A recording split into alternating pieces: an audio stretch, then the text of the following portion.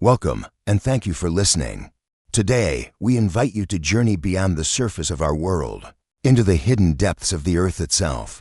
The story is inspired by the classic science fiction novel Journey to the Center of the Earth by Jules Verne, first published in 1864. It is a tale of courage, curiosity, and the human desire to explore the unknown. Beneath our feet lies a world shaped by fire, time, and mystery, a world few have ever seen. Please find a quiet place, relax, and allow your imagination to travel where light does not reach. Now, let us begin our descent into the depths of the Earth. Chapter 1: Professor Lidenbrock's Discovery. In the year 1863, in the old city of Hamburg, there lived a professor of mineralogy named Otto Lidenbrock. He was a brilliant man, respected in scientific circles, and well known for his deep knowledge of rocks, crystals, and the hidden structures of the Earth. However, despite his intelligence, Professor Lidenbrock was not an easy man to live with. He was impatient, loud, and easily excited. When an idea entered his mind, nothing could stop him from acting on it at once. His temper was quick, his movements were faster, and his voice often echoed through the house like thunder. I, Axel, was his nephew and his assistant. I lived with him in his tall, narrow house on Königstrasse Street. Although I admired his knowledge, I often feared his sudden bursts of energy and his endless experiments. One afternoon, I was peacefully studying mineral samples in my room when the professor burst through the front door. "Axel," he shouted, "Axel, come here at once." His voice rang through the hallway like a warning bell. I hurried downstairs, my heart pounding. He was standing in the entrance hall, holding a dusty old book in his hands. His eyes were shining with excitement, and his fingers were trembling. "Look at this," he cried. "Do you see what I have found?" The book was ancient, with a cracked leather cover and yellowed pages. It smelled of time itself. "I bought it this morning from a second-hand bookseller," the professor continued. "It is a manuscript from the 16th century, written by Arnsak Nussum, a famous Icelandic scholar. The name meant little to me, but I could tell this discovery was important to my uncle." He opened the book carefully and began flipping through its fragile pages. "Here," he exclaimed, "right here." Between the pages, a small piece of parchment slipped out and fell onto the table. "What is that?" I asked. The professor picked it up gently. "A note," he said, his eyes widening. "And not just any note. It is written in runic letters." The strange symbols covered the entire parchment. They twisted and curved like mysterious paths. "Can you read it?" I asked. "Not yet," he replied, "but I will," and with that, he locked the front door. "Professor," I said carefully, "why did you lock the door?" "Because," he said, "we are not leaving this house until this message is fully decoded." My heart sank. The puzzle begins. The professor rushed to his study and spread out several heavy books on the desk. "These," he said, "are ancient language guides. With them, we will break the code." The runic letters were copied carefully onto a clean sheet of paper. They looked like nothing I had ever seen before. For hours, the professor studied the symbols, mumbling to himself, making notes, and rearranging the letters. Meanwhile, I grew more nervous by the minute. "What if it means nothing?" I asked. "What if it is just a meaningless scribble, nonsense?" He shouted, "Great minds do not write meaningless scribbles." Suddenly, he froze. "Axel," he whispered, "look closely." He had rearranged the letters into a strange sentence. "Could this be Latin?" he said. He grabbed a Latin dictionary and began translating. Little by little, the message became clearer. Then, at last, he stood up and shouted with joy, "I have it." He read the message aloud. "Descend into the crater of Sneffels Jökull, which Scartaris crest before the calends of July, O daring traveler. and you will reach the center of the earth. I have done it. Arnsak Nussum. My blood ran cold. The center of the earth. I whispered. Yes, the professor cried. The very center of our planet. He began pacing the room like a man possessed. This proves it, he said. Saknussemm discovered a path beneath the Earth's surface, a path that leads directly to the planet's core. But Professor, I said, that's impossible. The heat alone. Science has limits only for the weak. He interrupted. We will follow his path. I stared at him, in disbelief. You mean we will travel underground, not just underground, he replied, to the center of the earth. A terrifying decision. A terrifying decision. My thoughts were filled with images of dark tunnels, boiling lava, and endless depths. The professor, on the other hand, was more energetic than ever. He packed scientific instruments, maps, and notebooks. Axel, he said, we leave for Iceland at once. Iceland? I repeated. Yes, Mount Sneffels. That is where our journey begins. My legs felt weak. Professor, people die in caves. Volcanoes are dangerous. He smiled. All great discoveries are dangerous. The next morning, he announced our departure to our housekeeper, Martha. Martha, he said proudly, we are going to explore the earth itself. She stared at him, shocked. Please come back alive, she whispered. I wished I could say the same to myself. The journey begins. Within days, we were on our way north. Ships, trains, and horses carried us closer and closer to Iceland. The professor studied his maps constantly. His eyes burned with determination. I, however, could not escape the feeling that we were walking towards something far beyond human limits. The message of Saknussemm echoed in my mind. Descend into the crater, and you will reach the center of the earth. Was it truly possible, or were we chasing a ghost from the past? One thing was certain. There was no turning back. Chapter 2. A Most Dangerous Decision. The days that followed the discovery of Saknussemm's message passed like a storm. My uncle, Professor Leidenbruck, seemed to live in a state of permanent excitement. He spoke of nothing but volcanoes, underground passages, and the hidden mysteries of the earth. His study became a battlefield of maps, scientific instruments, and thick books piled high like small mountains. Every free moment he had was spent preparing for what he proudly called the greatest scientific expedition of the century. I, on the other hand, felt only growing fear. Each time I imagined descending into the depths of the planet, my chest tightened. The earth, to me, was not a place to explore, but a force to respect from a safe distance. Its fires, pressures, and unknown creatures belonged far below the surface, not to curious humans with fragile bodies. One evening, as the sun faded behind the rooftops of Hamburg, my uncle called me into his study. His eyes shone behind his thick spectacles, and his hands gripped a large map of Iceland. Axel, he said, everything is ready. Our route is clear. We will travel to Reykjavik, then to the peninsula where Mount Sneffels stands. From there, we follow Saknussemm's instructions. I swallowed hard. Uncle, are you truly certain this is wise? Wise, he repeated sharply. Wisdom belongs to those who dare. Fear belongs to those who stay behind. He spread the map across the desk and pointed to a tall volcano near the western coast. Sneffels, he said, an extinct volcano, safe, silent, and perfect for our descent. Extinct does not mean harmless, I replied. The earth is unpredictable. My uncle laughed loudly. So is science. That night, I barely slept. My thoughts were filled with endless tunnels, collapsing rocks, and rivers of fire. I imagined the ground opening beneath my feet, swallowing me into darkness.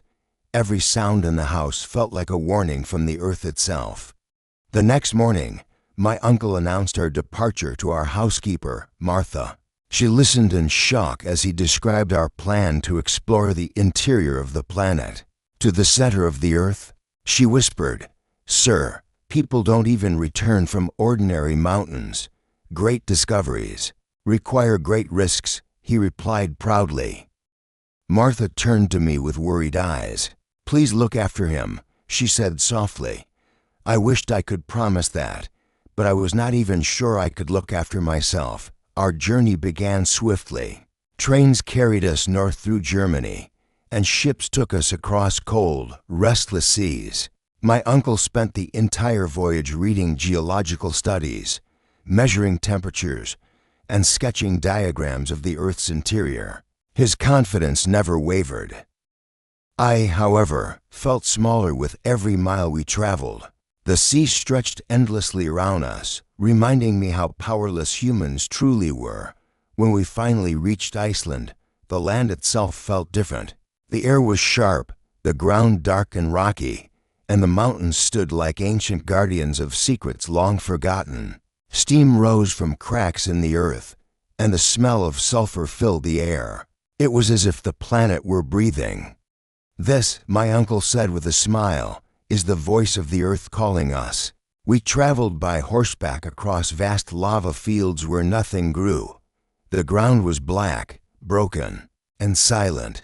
In the distance, Mount Sneffels rose proudly, its snow-covered peak glowing beneath the pale northern sky. "There it is," my uncle declared, "our gateway." At the foot of the volcano, we met our guide, Hans. He was a tall, silent man with eyes as calm as frozen lakes. He spoke little, but his presence was steady and reassuring. "Do you know this mountain well?" my uncle asked. Hans nodded. "I know its paths." That was all he said, yet it was enough for my uncle. We settled in a small village near the mountain. The locals watched us with curiosity and concern as we prepared our equipment: ropes, lanterns, food supplies, compasses, and scientific tools. Some whispered warnings about the dangers of the volcano. Others shook their heads as if we were already lost.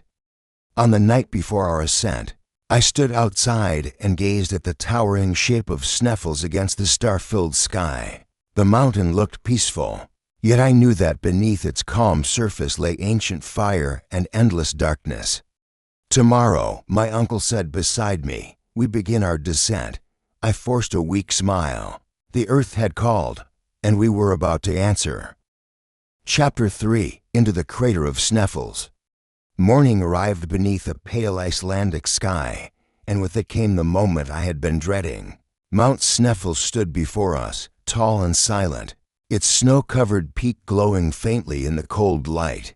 From a distance it looked peaceful, almost gentle, yet I knew that inside its ancient body lay darkness, fire, and dangers beyond imagination.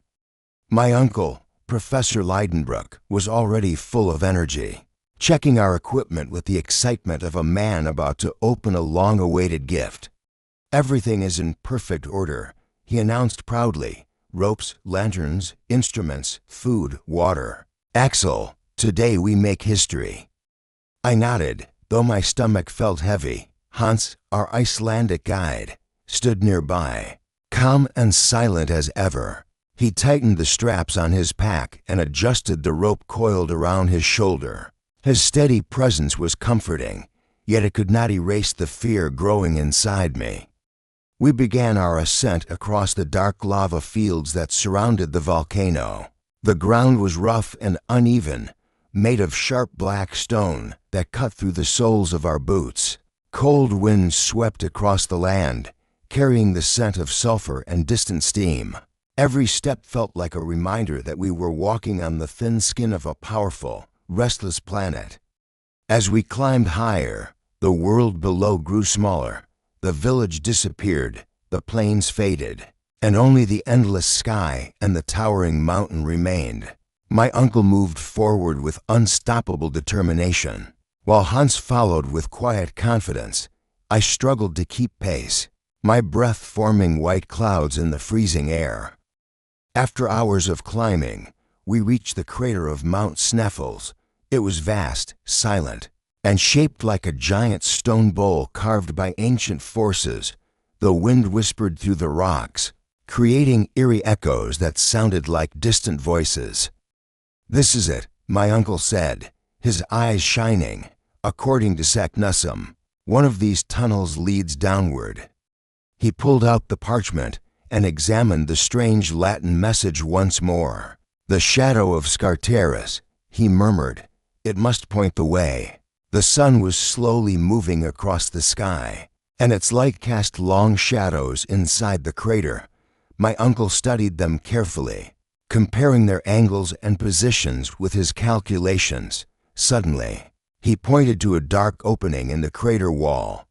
"There," he said firmly. "That is our path." The tunnel entrance was narrow and steep, leading directly into darkness.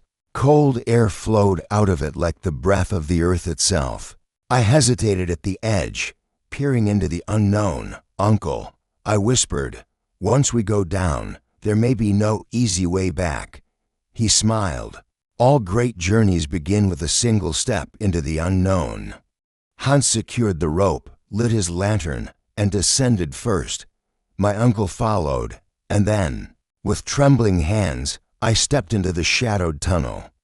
The light of the surface disappeared quickly. Soon, only the warm glow of our lanterns guided us through the twisting passage.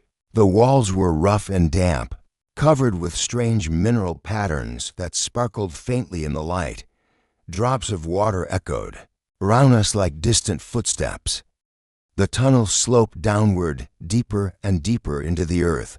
The air grew warmer, heavier, and harder to breathe.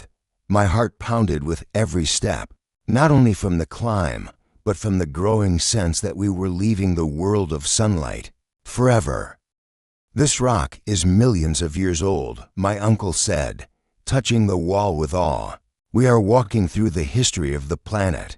Hans said nothing, but his steady pace never slowed. After a long descent, the tunnel split into 3 separate passages.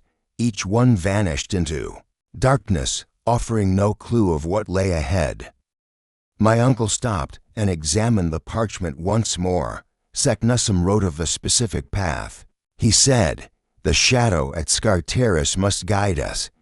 He studied the angles of the tunnels, comparing them to the direction of the sun's shadow earlier that day. At last, he pointed to the leftmost passage. "This is the way," he declared.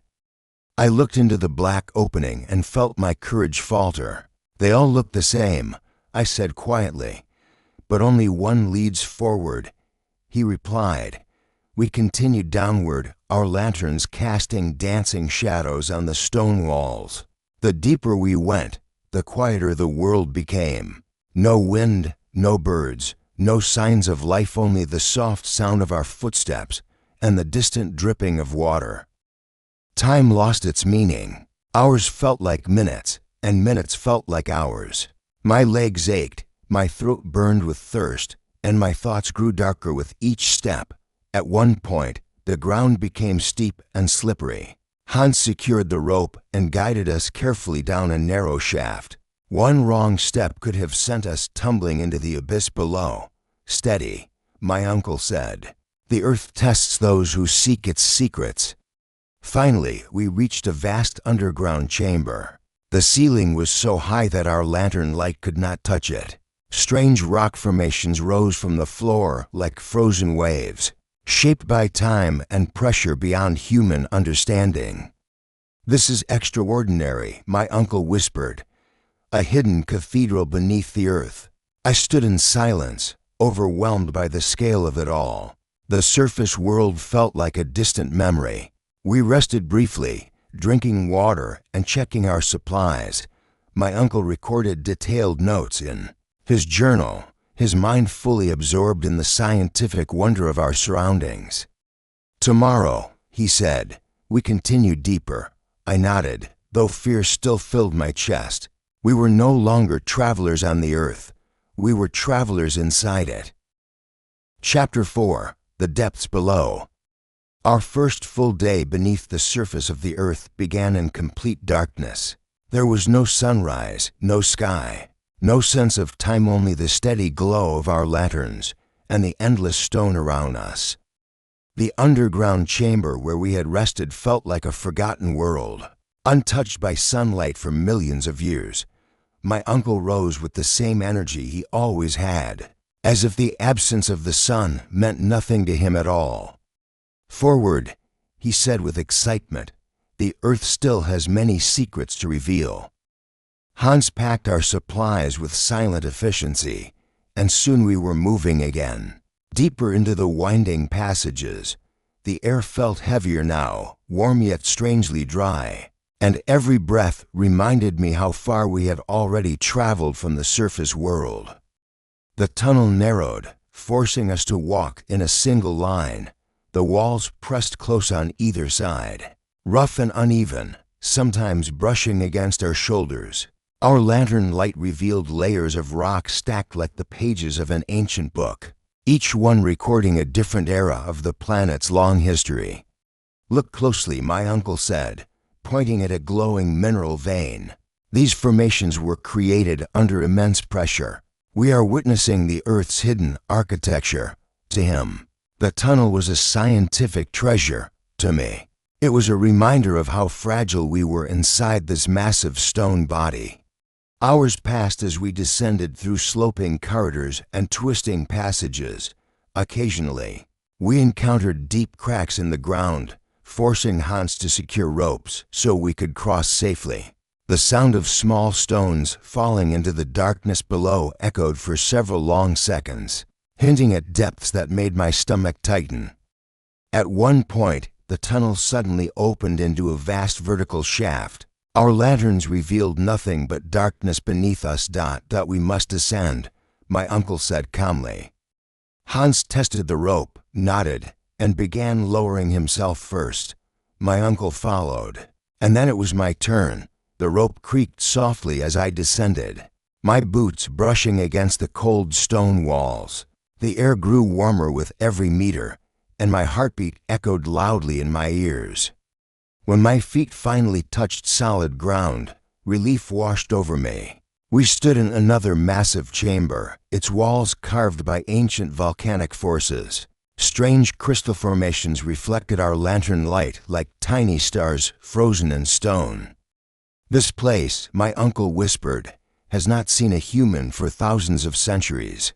We moved forward carefully, our footsteps echoing through the cavern. The silence felt alive, as if the earth itself were listening to us. Soon, we reached a series of narrow tunnels branching in different directions. Some sloped downward, others curved sideways, disappearing into shadow. "The earth is like a maze," I said quietly. My uncle smiled. "And every maze has a path." Using his compass and careful measurements, he selected the steepest passage. "Downward," he declared, "always downward."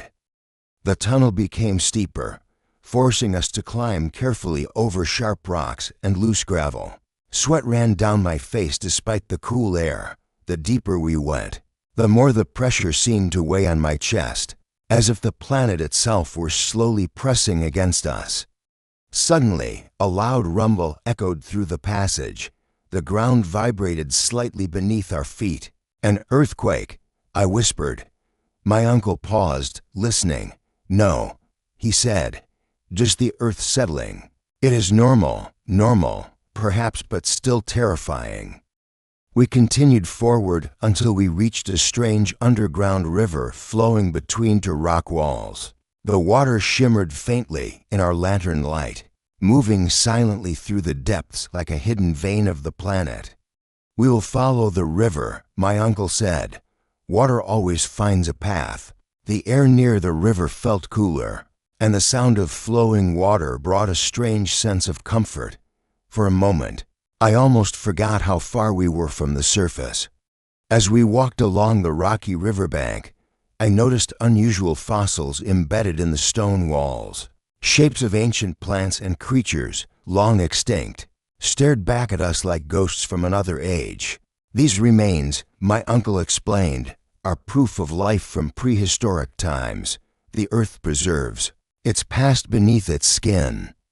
Time passed slowly. My legs grew heavy, and my thoughts drifted between wonder and fear. We had not seen sunlight for days, and the idea of the surface world began to feel unreal. At last, we reached a wide underground plateau where the river disappeared into a deep tunnel ahead. "We rest here," my uncle said. "Tomorrow, we go even deeper." I sat on the cold stone floor and looked into the endless darkness beyond the river's path. The earth had welcomed us into its depths. Now, it seemed to be guiding us further inside. Chapter 5. Lost in the Earth. The deeper we traveled beneath the surface, the more the world above felt like a distant dream. There was no sun, no wind, no sky, only endless stone, echoing footsteps, and the steady glow of our lanterns. Time had lost its meaning, measured now only by our exhaustion and the slow movement of our shadows across the cavern walls. My uncle, however, showed no sign of doubt. His eyes burned with determination, and his journal was already filled with notes about rock layers, mineral colors, and temperature changes. "We are making remarkable progress," he said proudly. "The earth is revealing itself to us, layer by layer." Hans walked ahead in silence, his lantern cutting a narrow path through the darkness. I followed behind, my thoughts heavy with unease. The tunnels seemed to twist endlessly, sometimes narrowing, until the walls brushed against my shoulders, sometimes opening into chambers so vast that our light could not reach their ceilings. At one point, the passage split into several narrow corridors, each disappearing into shadow. My uncle stopped and examined his compass carefully. "This way," he said, choosing a steep downward path. We descended for hours, climbing over jagged rocks and slipping on loose gravel. The air grew warmer, and the pressure seemed to press against my chest. Sweat soaked my clothes, and every breath felt heavier than the last. Then, without warning, the tunnel ended. We stood in a small, enclosed chamber with no visible exit. "We must have missed a passage," I said, panic rising in my voice. My uncle frowned and searched the walls with his lantern. "Impossible," he muttered. "There must be a way forward." Hans examined the ground carefully and shook his head. The path we had taken had collapsed behind us. Loose rocks blocked the narrow tunnel, sealing us inside the chamber. For the first time, true fear filled my heart. "We're trapped," I whispered. The silence that followed felt heavier than any stone above us. My uncle's confident expression faded as he realized the danger we were in. "We must stay calm," he said slowly. "Panic will not help." U.S. We tried to move the fallen rocks, but they were too heavy. The earth itself had closed the path behind us. Our lanterns flickered, and the air felt thick and unmoving. Hours passed as we searched for another exit. My thoughts grew darker with each minute. The idea of dying deep inside the planet, far from sunlight and life, filled me with dread. Then, Hans suddenly stopped and pressed his ear against the stone wall. He tapped the rock gently and listened. "There," he said quietly, pointing to a section of the wall that sounded hollow. Hope sparked in my chest. My uncle rushed forward, examining the stone with excitement. "Yes," he said, "there is a hidden passage behind this wall." Using our tools, we began chipping away at the rock. Dust filled the air, and our arms ached with effort. Slowly, the wall gave way, revealing a narrow tunnel beyond. "We're not lost," my uncle declared with renewed confidence. "The earth is simply testing us."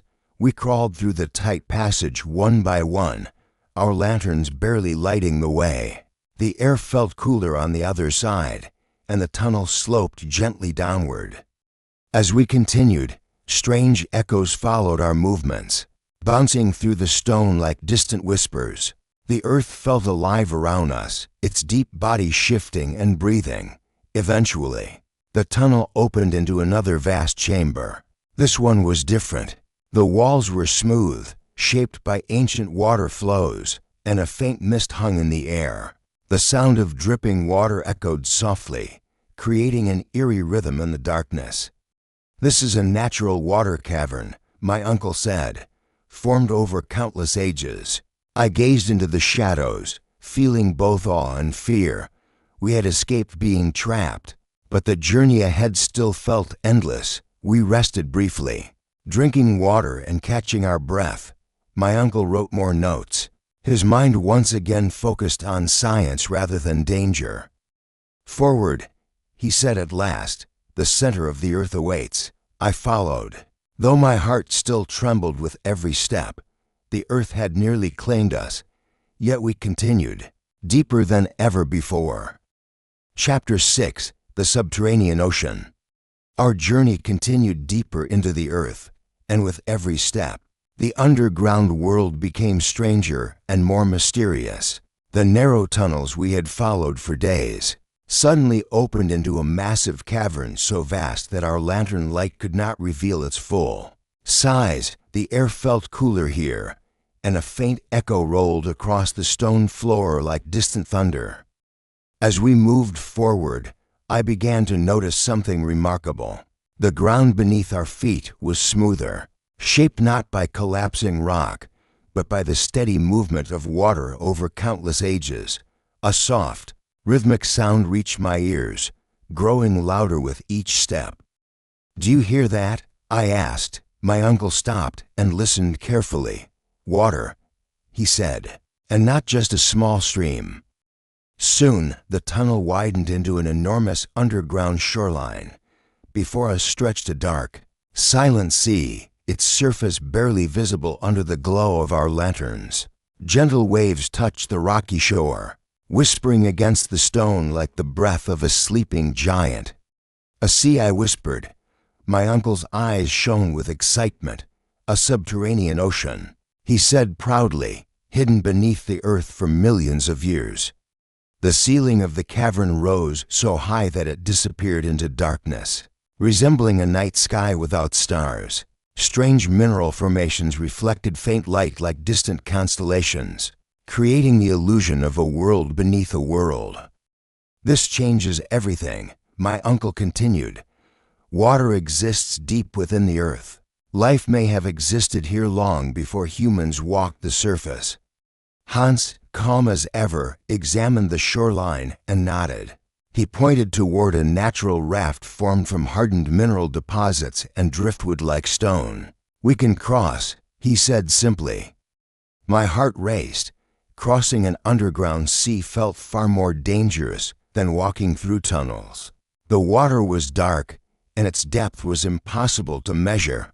"We have no choice," my uncle said. "The path forward lies across this ocean." We carefully pushed the natural raft into the water and secured our supplies.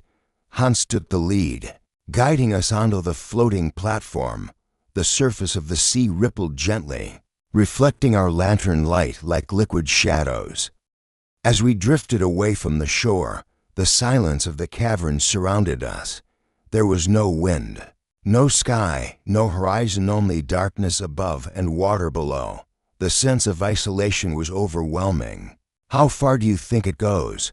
I asked quietly. "Far enough to hide secrets," my uncle replied. The water beneath us remained calm, yet the echoes of distant movement suggested that this hidden sea was far from empty. Strange rock formations rose from the water like ancient towers, shaped by time and pressure beyond human understanding. At one point, the raft passed near a massive stone arch stretching from the water's surface to the cavern ceiling. It looked like the remains of a forgotten city carved by nature itself. "This place," my uncle whispered, "is a monument to the power of the earth." Hours passed as we drifted across the subterranean ocean. My thoughts wandered between wonder and fear. The surface world felt unreal now, like a story from another life. Suddenly, the water beneath us began to ripple more violently. A deep, echoing sound rolled across the cavern, followed by a massive splash in the distance. "What was that?" I whispered.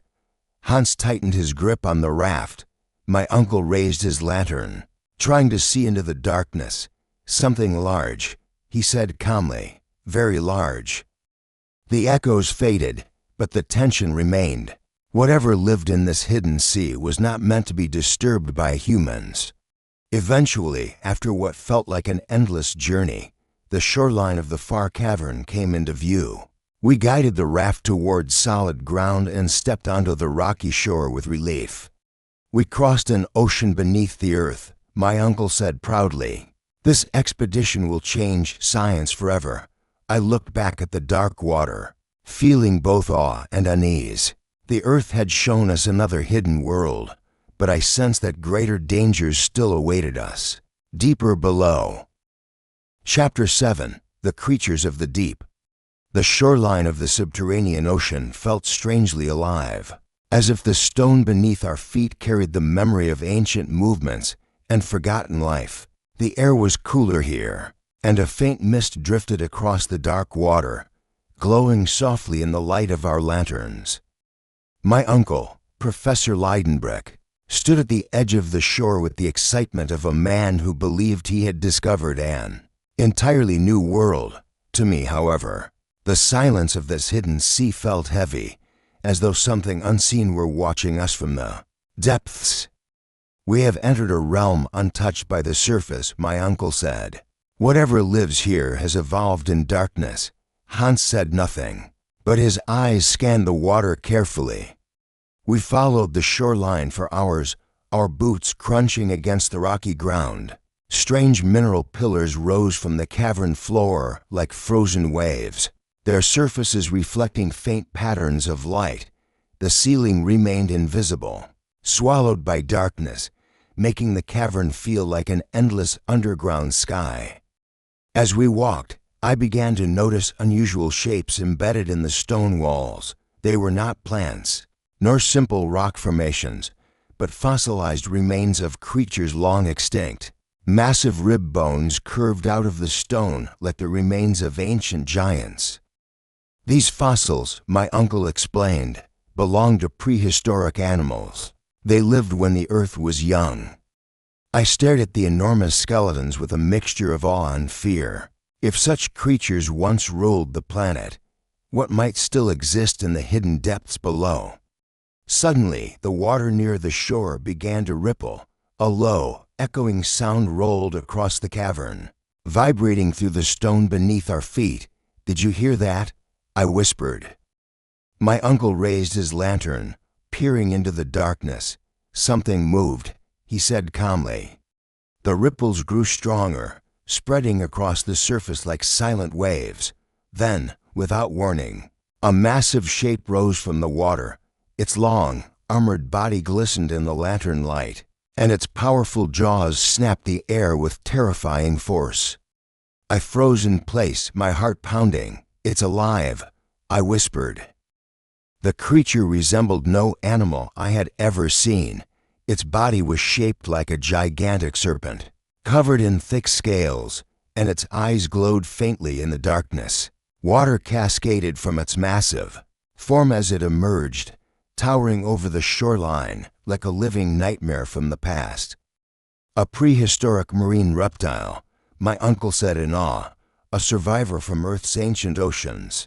Before we could react, another massive shape surfaced nearby. Then another. The hidden sea was not empty, it was filled with ancient life. Hans quickly signaled for us to retreat. We backed away slowly, careful not to attract attention. The creatures circled near the shore, their movements creating deep echoes that rolled across the cavern like distant thunder. Do not run, my uncle whispered. Sudden movement will provoke them. The water churned violently as two enormous creatures clashed, their armored bodies crashing together in a display of raw, prehistoric power. Their roars echoed through the cavern, shaking loose small stones from the ceiling. This world, my uncle murmured, has preserved life from a forgotten age. My fear was overwhelming, yet I could not look away. The earth had hidden these creatures for millions of years, protecting them beneath its surface like living fossils. Eventually, the battle ended, and the surviving creature disappeared beneath the dark water. The surface slowly returned to silence, though the echoes of the clash lingered in the air.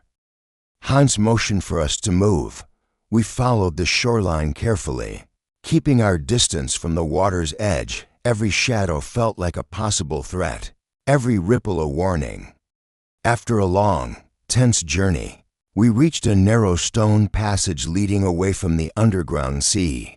The air inside the tunnel felt warmer and drier, as if the earth were guiding us onward once again. "Forward," my uncle said, his voice steady despite the danger we had just witnessed. "We must continue." As we entered the tunnel, the darkness closed in around us. The hidden sea and its ancient creatures vanished behind us, swallowed by shadow. Yet their presence remained in my thoughts. The earth was not empty, it was alive, and we were only beginning to understand its secrets. Chapter 8: The Path of Fire. The tunnel that led us away from the subterranean ocean felt different from the passages we had traveled before. The air grew warmer with every step, and the stone beneath our boots radiated a faint, unnatural heat. Our lantern flames flickered restlessly, as if disturbed by invisible currents moving through the depths of the earth. My uncle walked ahead with unwavering determination, while Hans followed with his usual calm silence. I, however, felt a growing sense of unease, as though the planet itself were guiding us toward something dangerous.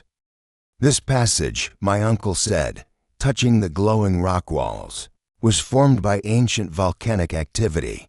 We are entering the domain of fire." The tunnel sloped downward, twisting like a giant stone serpent. Occasional cracks in the walls revealed a dim red glow, pulsing softly like the heartbeat of the earth. The deeper we descended, the more the heat pressed against our skin, and the air grew thick with the scent of sulfur. I wiped the sweat from my forehead. "Uncle, this place feels unstable." He smiled. "All great discoveries are born from unstable ground." Soon, the tunnel opened into a massive cavern illuminated by streams of glowing lava flowing through deep channels in the rock. The sight was both beautiful and terrifying. Rivers of fire moved slowly across the cavern floor, casting dancing shadows on the towering stone walls. The ceiling glowed faintly red, as if the earth itself were burning above us. "We are walking through the planet's bloodstream," my uncle whispered in awe. "Molten rock, shaped by pressure and time." The heat was intense, yet the cavern remained strangely calm. The lava flowed steadily, like a slow-moving ocean of fire, illuminating the entire underground world in crimson light. Hans tested the ground carefully before each step, ensuring that the stone beneath us was solid. The slightest mistake could have sent us into the burning depths below. As we crossed the cavern, I noticed strange metallic formations embedded in the walls. Glowing faintly in the lava's light, they shimmered like molten gold, reflecting the fire around them. "These minerals," my uncle explained, "exist only under extreme conditions. The earth creates wonders where life cannot survive." Suddenly, a deep rumble echoed through the cavern. The ground vibrated beneath our feet, and a section of the lava river surged violently, sending sparks into the air. "An eruption?" I whispered in panic. My uncle remained calm. "No, just the planet releasing its pressure." Even so, the raw power surrounding us was impossible to ignore. The earth felt alive here, restless and unpredictable, like a giant breathing beneath the stone. We followed a narrow stone bridge that stretched across one of the lava streams. The heat was unbearable, and the air shimmered like a living flame. I forced myself forward, my legs trembling with every step. On the far side, the cavern narrowed into another passage, but this one glowed with an eerie red light. The walls were warm to the touch, and the floor felt as if it might collapse at any moment. "This is the path Seknussemm described," my uncle said. "The fire beneath the earth guides us forward, As we moved deeper, the rumbling grew louder. The walls shook slightly, and small rocks fell from the ceiling, crashing into the lava below with sizzling echoes. My heart pounded. What if the tunnel collapses? Then we adapt, my uncle replied calmly. Science always finds a way. Eventually, the passage opened into a chamber unlike any we had seen before. At its center stood a towering column of glowing magma, rising from the floor to the ceiling like a pillar of living fire.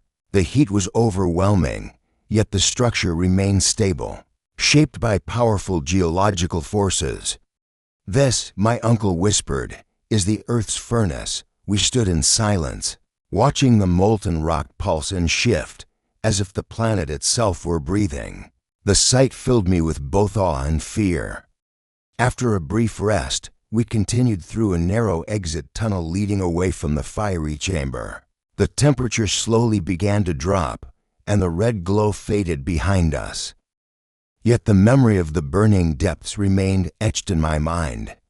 We had crossed oceans of stone. We had witnessed creatures from a forgotten age. Now, we had walked through rivers of fire. The earth was revealing its most dangerous secrets, and our journey was not yet over. Chapter 9: The Great Ascent. The tunnel leading away from the chamber of fire felt like a narrow escape. From the heart of the earth itself, the air slowly cooled as we moved forward. Yet the echoes of rumbling stone and distant lava still followed us like fading thunder. My clothes were soaked with sweat, my legs ached, and my thoughts were heavy with exhaustion. Even so, my uncle pressed on with the same unstoppable determination that had carried us from the surface, whirled into the deepest shadows below. We are nearing the final stage of our journey, he said confidently. The earth has revealed its depths. Now it must return us to the light. Hans walked ahead, testing the ground carefully. The tunnel twisted sharply upward, forcing us to climb over jagged rocks and narrow ledges. The walls glowed faintly from the heat trapped within them, and the air shimmered as if still touched by fire. With every step, the ground beneath us seemed less stable. Small stones fell from the ceiling, bouncing into the darkness below. The earth was shifting, as if responding to our presence. "Uncle," I said, my voice strained, "the mountain feels restless." He paused and listened. A deep, distant rumble echoed through the tunnel. The vibration traveled through the stone and into my bones. "Yes," he admitted, "the pressure is building. The earth is preparing to release its energy." The tunnel suddenly widened into a massive vertical shaft. Hot air surged upward, carrying the smell of sulfur and ash. "We climb," my uncle said.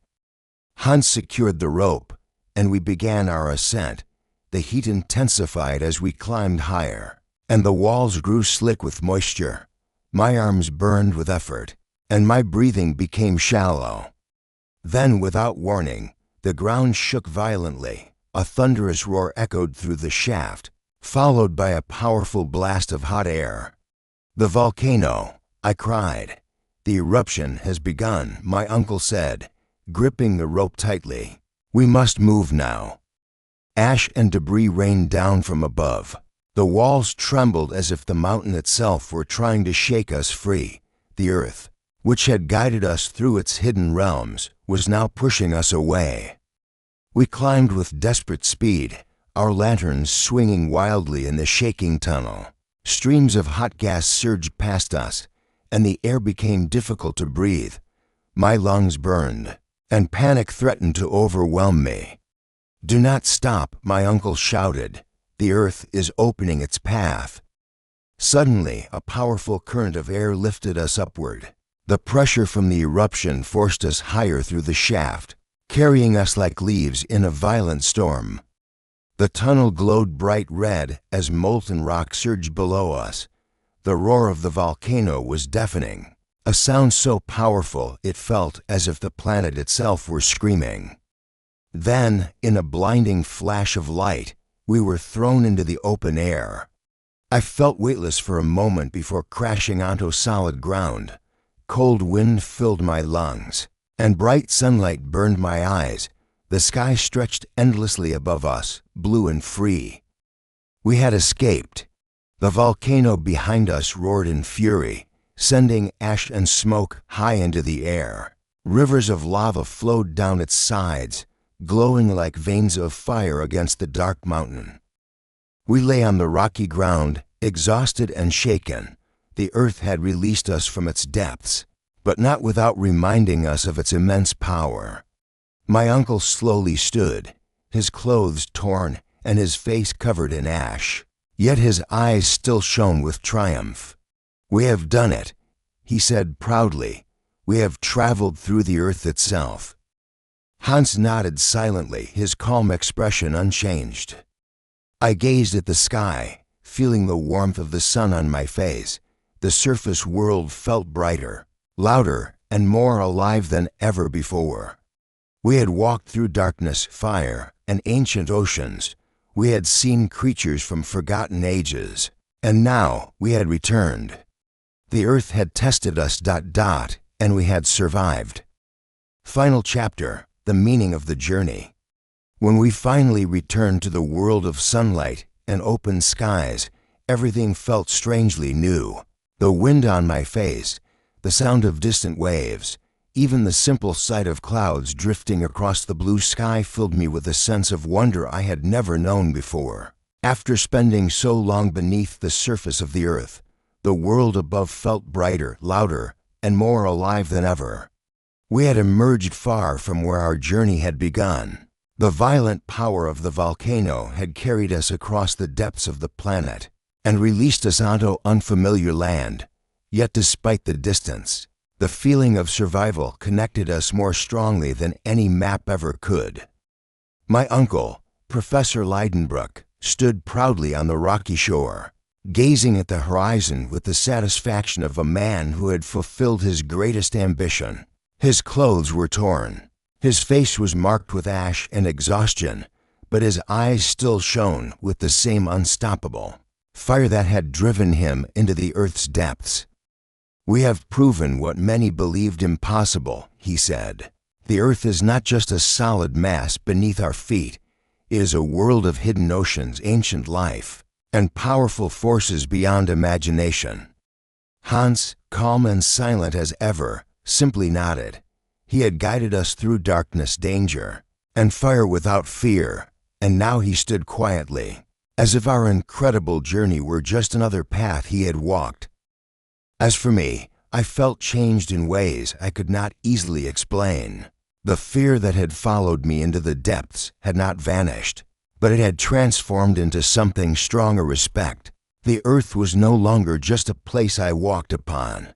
It was a living world, filled with mysteries, history, and power far greater than any human ambition. In the days that followed, we slowly returned to civilization. Ships carried us across the sea, and familiar cities welcomed us back with noise, light, and life.